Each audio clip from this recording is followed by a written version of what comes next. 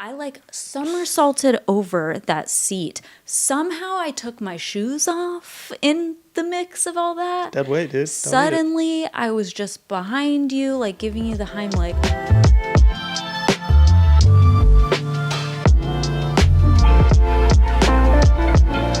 Hi, I'm Sam, And I'm Katarina. and we are an interabled couple navigating life with my spinal cord injury. And today, we are going to be talking about travel. Yeah, what that looks like for us as an interabled couple. Obviously, I need quite a few extra things, so we figured we wanted to give you guys just a look at how it is that we make it happen.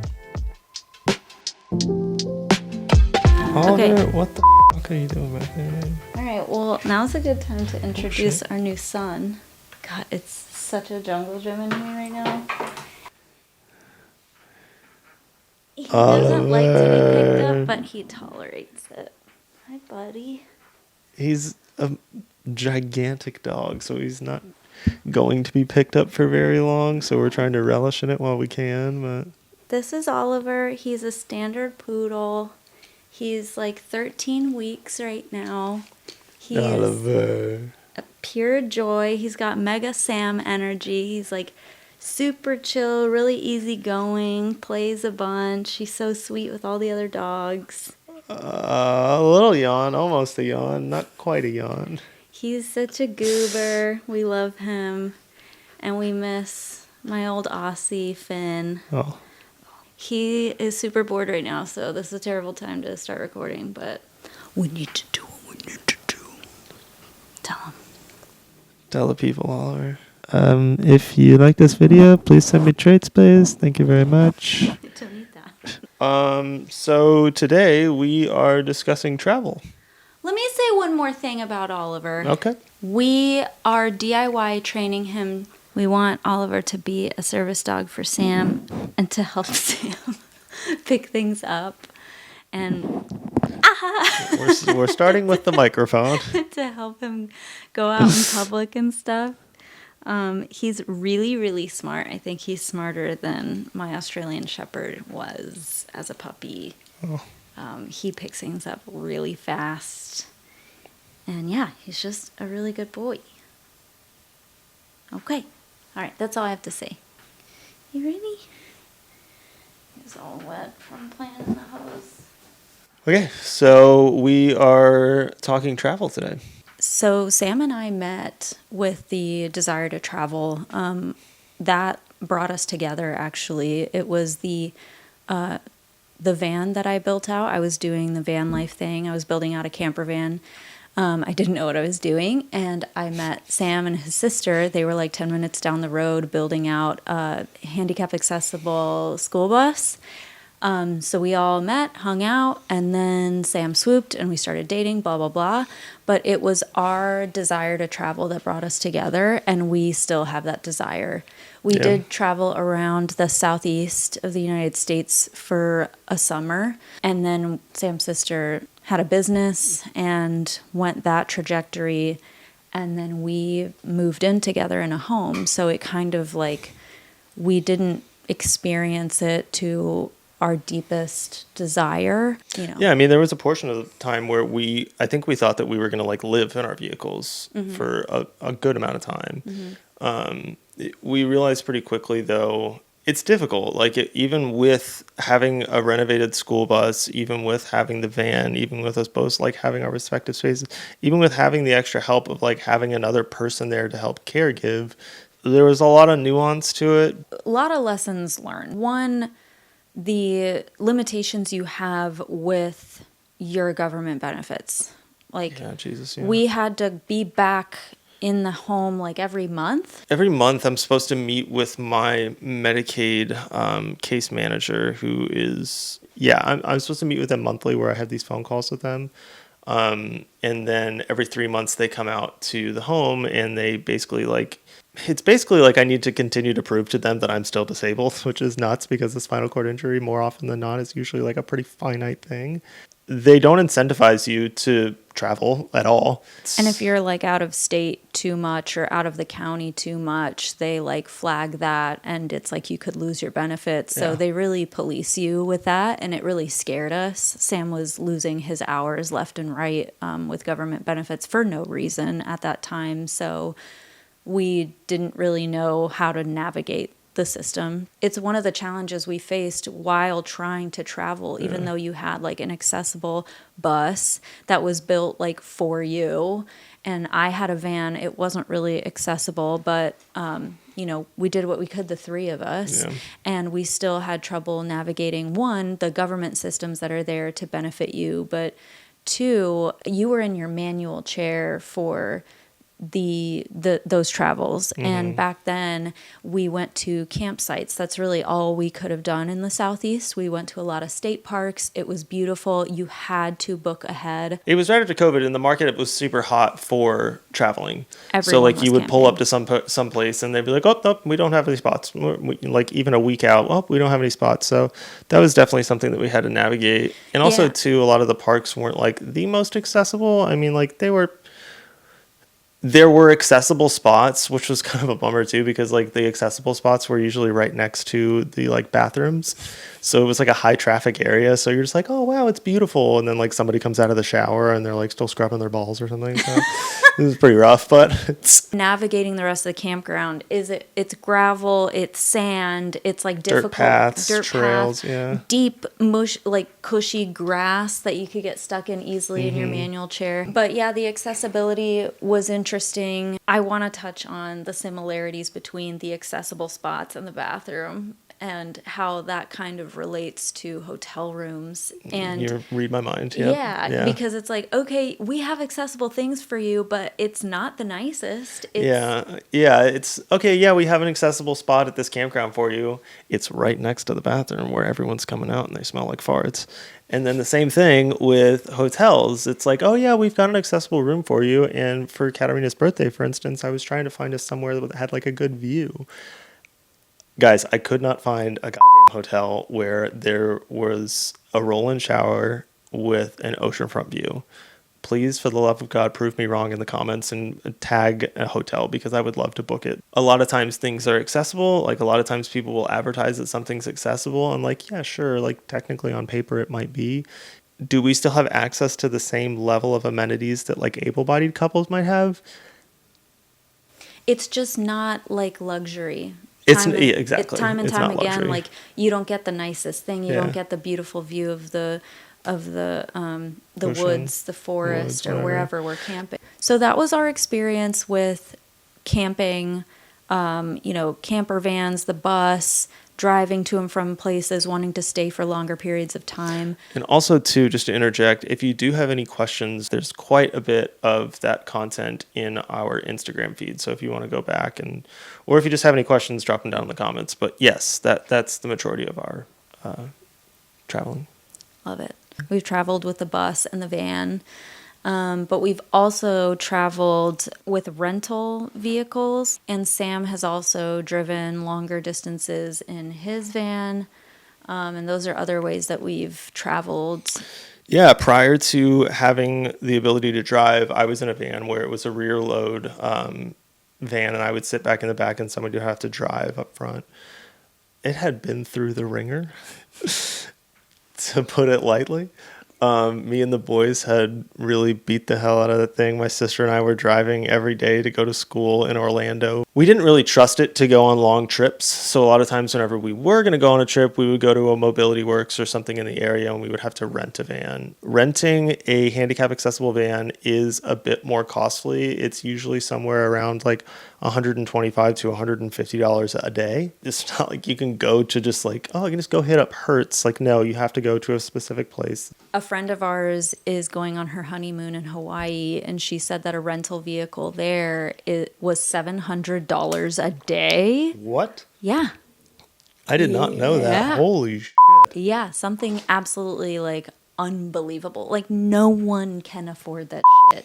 You I have mean, to be wealthy, like yeah. filthy rich to be like, oh yeah, no big deal, $700 a day. And it's like, how many people with disabilities are living that life? Yeah, yeah, and I mean, it's like, oh yeah, it's 700's not terrible. Okay, well, think about all of the other expenses that you have to get through. 700 Like, is yeah, crazy. no, you're Like right. a That's nuts. day, that's insane. Yeah, I know money mindset is a thing, but like for the average person, especially someone with a disability, yeah, that's true. crazy. Yeah, So they're having to rely on her partner's ability to transfer her in and out on their own, which, I haven't mastered that with Sam yet. So that's not really a possibility for us, for me to just take him out of his chair and move him into the passenger seat or, something like that. yeah. I mean, Maybe like one day we'll get it. But yeah, we can knock out a slide board transfer to a bed or a couch or something, but like to get into a vehicle is super difficult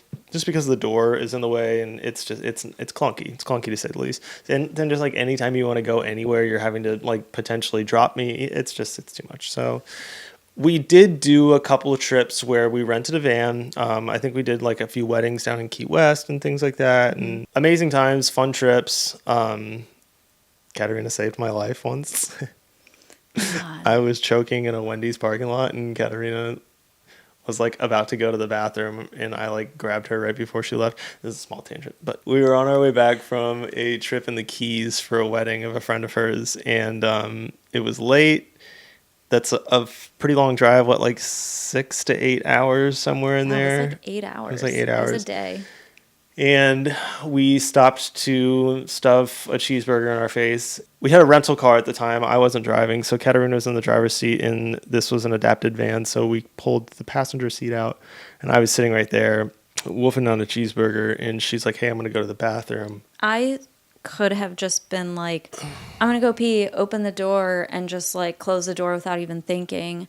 But I paused when I stepped out of the van, and I paused and I looked at Sam, and you were like not speaking. You had like a concerned look on your face. And I was like, what is he looking at? In another reality, I would have just been like, oh, he's just looking, Yeah. And I was like, you need some water, you need a drink. Yeah, And you're like, so "Do you need water?"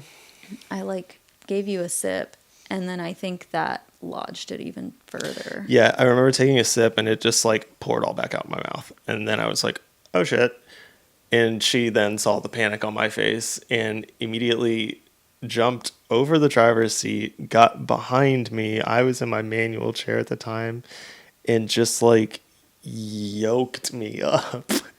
I Bear strength, chucked me and did the Heimlich and popped whatever the hell I had at the cheeseburger out with I me.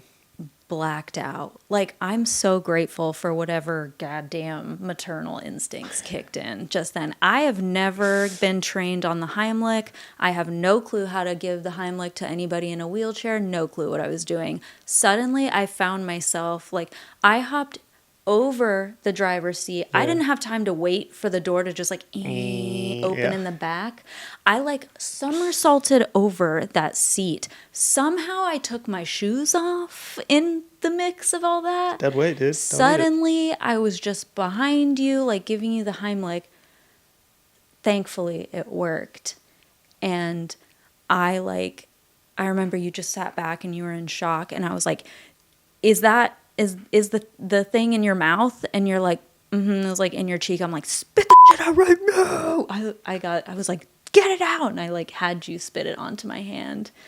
And I'm sure I just like chucked it at the car right next to me. Yeah, and then the beautiful part about that too is that it was like we were still like 3 or 4 hours from home, so we just had to like get back on 95 after that. I cried so bad.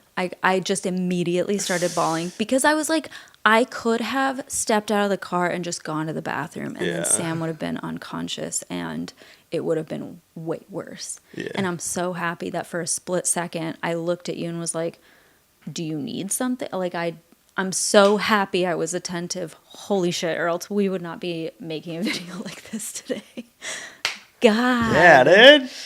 Oh, so much stress in my heart, but it was a good thing. And yeah, to get back on the road after that, I think we had to call your dad. We were like, hey, we need a place to crash. We can't do Was that on the this way down there, or was that the anymore." way back? On the way back. It wasn't the way back, He really? used his points and he got us this baller room. Oh And it my had gosh. so much space in it. It's like the biggest hotel I've ever been in. But it was sketchy arriving there because there were a bunch of cops everywhere Oh my and there was God, like a that's right. helicopter. And we Yeah. were scared to get out of the van because we're like, it's so late, we need to sleep, but there's like cops all person on the over. loose or There's some someone on the shit, like, loose. yeah. Of course, they would like take advantage. Sam said this. You were like, I'm in a wheelchair. He's gonna like, what am I gonna do to like protect you? Or like, Yeah. they could just do whatever. Excuse me, Mr. Sir, please don't. Okay, well, sorry. Sam will kill them with kindness. We have not done air travel yet. We scared. Yeah. Yeah, no, I mean, man, there's so many people out there, and I know a lot of other like paras or quads or whoever does see this will probably be like, just do it. And that's 100% right, man. You really just have to do it. That's just like anything else that we've encountered in the 5 years of us being together, almost 6 now. Like, you figure it out and you learn from your mistakes, and you learn it. The stakes are pretty high, you know, and it's also like a lot of it's falling on her shoulders as far as like making sure that the transfers happen, making sure that the baggage gets where it needs to, the making sure that I have what I need and I'm comfortable, and like I know that we're capable of it. Me too. And I think the first few times we do it, I'm going to want to have like another couple with us, or like have your mom and dad or my mom and dad, or someone who like gets it, understands, or like some friends who get it and understand, just to have the extra set of arms. Like I know when we had a bunch of our friends come to visit recently, they all stayed with us, and it was so nice to have like manpower around. And like Heather was a PT, or is a PT, Yep. and she like knows what she's doing. Yep. And it's just everybody worked together, and I'm like, oh my God, this is so much more efficient Wow, than me life just. is breezy, baby. Yeah. Yeah. The first few times we'll probably go that route. Then it'll get easier. It's just, if shit breaks, the system is so hard to navigate, whether it's airlines not paying for stuff now, or New Motion taking 3 months to get a screw, like every 5 years I'm able to get a new chair. And I am very close to my 5-year mark, which means that I'm excited about a new chair. Also, this chair is tired. So I don't necessarily want to just like hop on a plane and like, well, let's see what happens when we get to California. Let's see what happens when we get to wherever. So maybe when the new chair comes along, and also too, there's also like those collapsible chairs, or we've talked about maybe even I bring my manual chair. The difficult thing with that, and I think I've talked to a lot of wheelchair users, is there's no silver bullet when it comes to a chair. Mm-hmm. You can't have like an off-road chair that's also easy to break down and collapsible and modular. Like you can't have a power chair to have, like if we were to go to San Francisco, I'm not going to bring my manual chair. You need like a Swiss Army knife of legs all the time. And these items aren't cheap to get up front anyway. Yeah, true. So, Yeah, no, my manual chair is $12,000. This chair is $40,000. Like it's a lot of money. So yeah. There's a bit of apprehension when it does come to just sending it. So with the flying, we haven't done it yet. One thing that we did do though that was really great was when I was up at Shepherd doing the day program.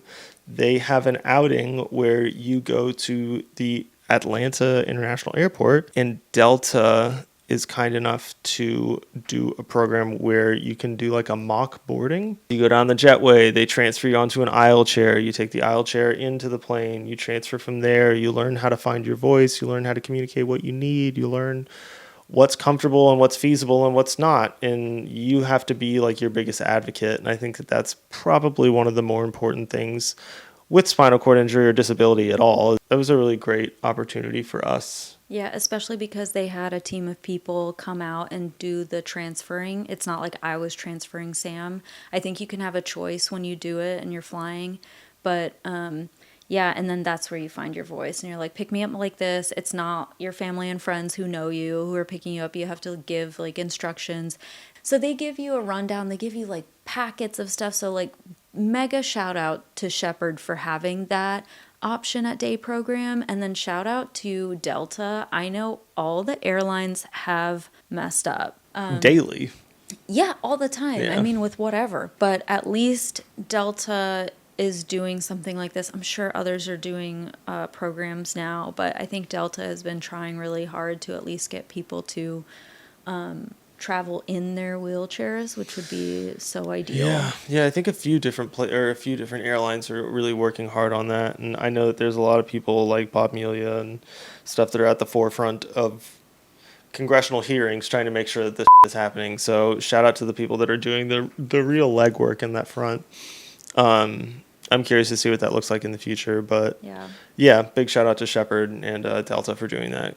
So in the near future, we would like to travel, I think, in two ways. One, we would like to try air travel, like we talked about. Yeah, it's time. We would also, at least I'm speaking for myself, I would love to get a wheelchair accessible van, either like Ford Transit or a Sprinter or something like that, that's high roof, can fit in a parking spot, has a nice lift. I don't know what kind of lift, maybe like UVL or something.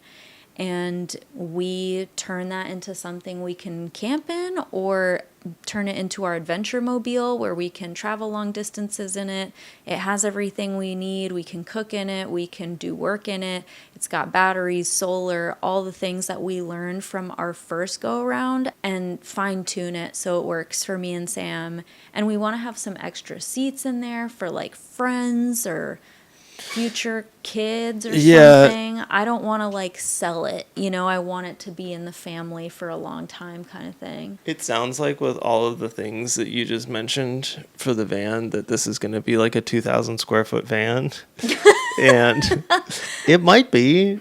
No. I think with this go around though, it's a bit less of a focus on like us being able to sleep in it, and more of it being like an adventure mobile. I just want it to fit all the toys. Like if you have a bike, if you need to bring your manual chair, if we have kayaks, babe.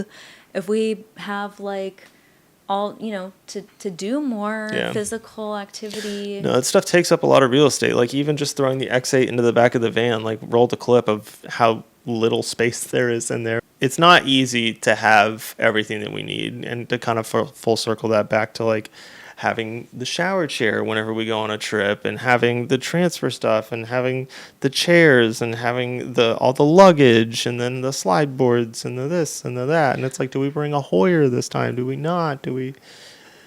Yeah. Yeah, it takes up a lot of room. So if we can have a van to house all that stuff, it would be. So yeah, ideally in the future, we would like to see ourselves get into some sort of a van that we can take and bomb around the U.S. I desperately want to go out west. I have been an East Coast boy my whole life, and I am ready to go see some mountains. I've gone, but there's so much more to explore. We need to get out there. Together.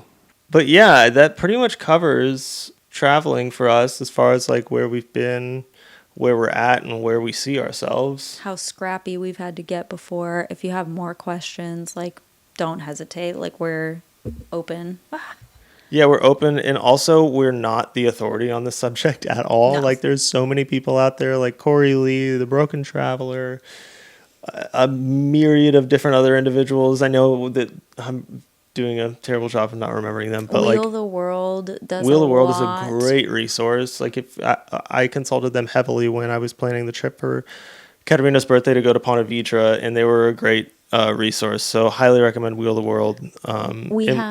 We'll do a bit more in depth of like what that trip looked like. I made it a point to like try to document as much as I could out of that trip to show you guys kind of a more in-depth look at what a trip looks like for us. So that will be coming up soon too. So I know we have a friend, an Instagram friend. I haven't met her IRL yet, but she is a travel agent for people with disabilities. I'm sure there's more than one out there, but she's reached out to us, and I have yet to hit her up to plan something, but she seems very detail oriented. I'll shout her out here too. And our good friend Eden Schroeder and Heather what's Heather's last name? Jones. Heather Jones and Austin Jones. They are always traveling. They're always doing fun things, fun trips, adventures. I don't know how they have all the energy that they do, but they're amazing. And they're the sweetest people on the They're planet. super duper We love sweet. them. Yeah. So yeah, traveling can be done. If there's a will, there's a way. We basically spent this whole video telling you like how scared we are about the traveling, but it can be done. We're gonna do it. We're gonna fly at some point. Okay. Soon, definitely this year. So yeah, if you like this video, make sure to take the time to like it. If you like our channel, we'd love to have you as a subscriber. We have also just made it to a point where we can have super thanks. So if this video has given you any sort of an incentive to want to help us out, it means the absolute world for you guys to even be here. But if you want to extend an additional thank you, that just goes that much further. We've got a lot of new subs, so we're really, really happy to see you guys here. We're really excited to continue to provide our content. We love you. Thank you guys for being here. Like, comment, subscribe, do all the stuff. Hell yeah, Sammy's on it. You know the thing.